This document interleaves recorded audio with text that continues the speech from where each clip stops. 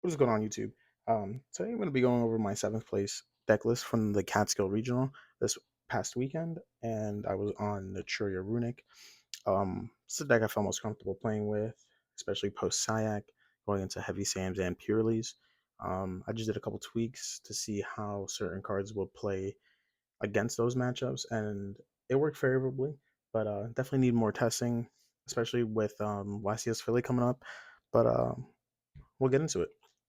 You play three Camellia, three Mole Cricket, the Sunflower, three Blessing, and three Sacred Tree. I feel like these are the correct ratios. I think you should not change anything here.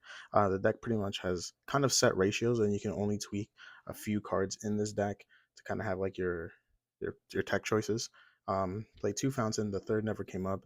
If I needed to find the second one, the Jerry usually fishes one out from the graveyard. Um, three Tip, three Freezing, three Flashing Fire, three Destruction, three Slumber, and this is where I kind of went a little different. I really wanted to see more runic names. Usually, some people just play one Dispelling, but I played two Dispelling, and I also feel like Dispelling just as an effect is a lot better now, just because of Heavy Sams and purely just dig a lot. And post turn zero, like post you going first, this sometimes does come up and becomes relevant with the effect.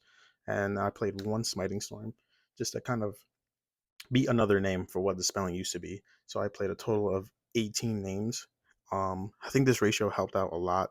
I did see a lot of runic cards throughout the whole entire day, and it was very consistent. But this did limit me down into my non-engine cards to being just about seven of them. But I feel like I played very valuable ones that it really did not matter as long as I got to see runic names, which is the most important part. But I did play for non-engine. I played three Gamma Seal, three Droll, and one called by.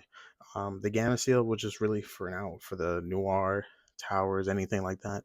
Overall, I still feel like Gamma Seal is very good as a spot removal because Cashier still just ends on a Rise Hard Pass, can still be detrimental to this deck.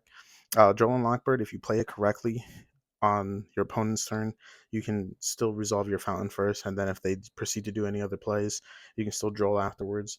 And against a heavy Sam deck, that is almost like an auto win. And with hand traps running around with a heavy Sam deck, a ton of hand traps. Call by the Grave, I felt like gained a little bit more value.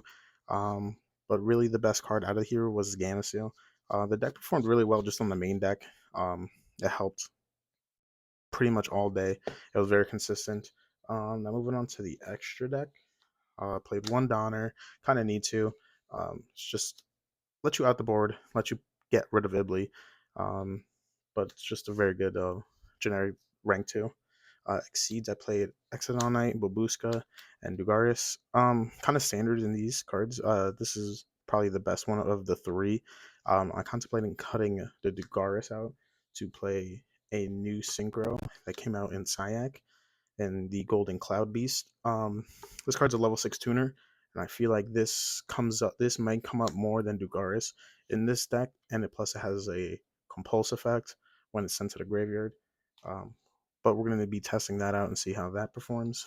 For synchros, I played one Nat Beast, one Barkion. Nat Beast, Barkion are absolutely brutal when it comes into certain matchups and just straight out win you the game.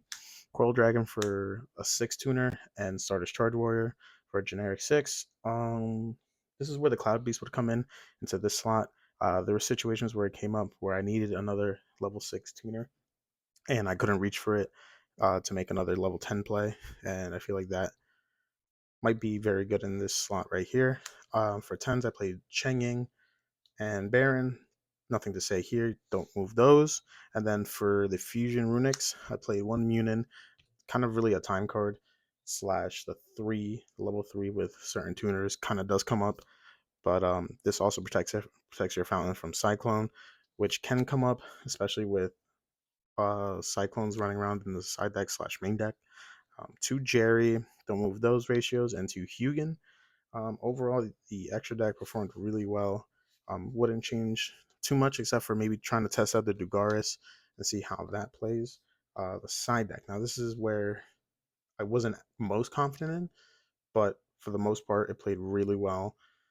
Really, only six cards I used. But let's see. 3 Ash Blossom. Never saw Brandon, but this would go into the Brandon matchup, so didn't really play that. Um, 3 Kurikara. In theory, I kind of like this card, but I feel like the Gamma Seal does the same work that the Kurikara would do. Except this would go into cash if they set up a full board, help break that board, where Gamma Seal will only spot removal 1. This can clear that full board depending on how they play. And then I played 2 Cosmic and 1 Feather Duster. Cards were okay. Not too sure if I would move these or not yet. More testing needs to be done, of course.